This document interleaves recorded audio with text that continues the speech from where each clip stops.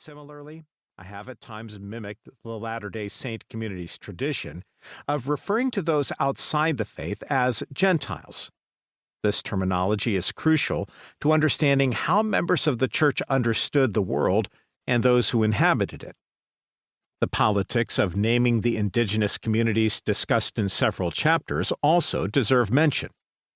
For much of the church's history, many Mormons, like their American counterparts, envisioned a homogeneous group of Indians. They even supplied a new title, Lamanites, based on their belief that Native Americans were descendants of a particular Book of Mormon tribe.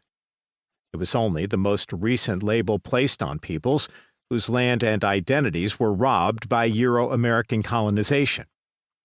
Wherever possible, I have therefore tried to refer to indigenous persons by their nation.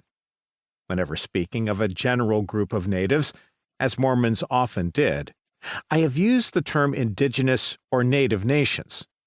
I've also capitalized black and white when referring to racial identities to emphasize the social construction inherent in both categories.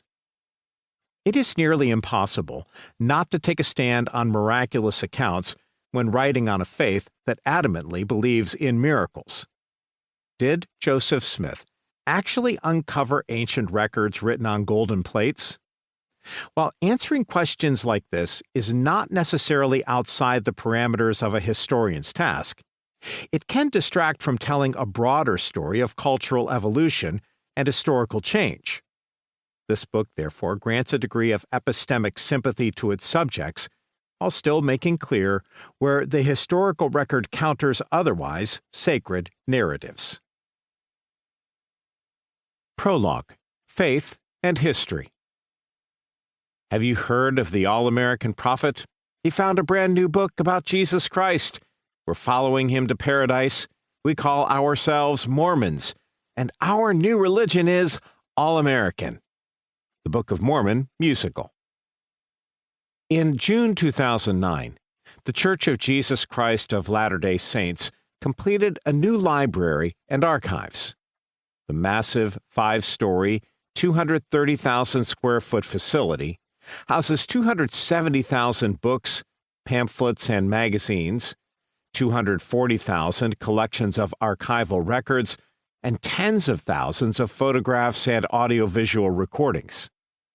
Dozens of credentialed historians work in offices on the upper floors, and researchers frequent the desks and computers on the lower. The structure is evidence of a faith inseparably committed to preserving, minding, and detailing its past. Patrons who enter the reading room walk under a wood-paneled section of wall that features gilded wording from a revelation that Joseph Smith dictated on the day the church was organized. Behold, there shall be a record kept among you. I was 3 months removed from graduating from Brigham Young University when the library opened. Having been raised in a committed Mormon family, with ancestry that could be traced as far back as the Mormon city of Nauvoo in mid-19th century Illinois, I had always been fascinated with my faith's history.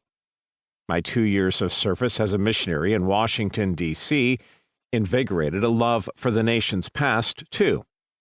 It was no surprise, then, when I chose to pursue a career in history with a particular interest in the history of my spiritual forefathers. And when the new library opened, I eagerly perused its catalog, fingered through its many stacks, and submitted dozens of archival collection requests to investigate in its reading room. It quickly became apparent that the faithful stories I had been raised on did not entirely match the records I was now encountering, nor the scholarship I was simultaneously digesting. Mormon history was far more complicated and divisive than I had been led to believe. Nor should this have been a surprise.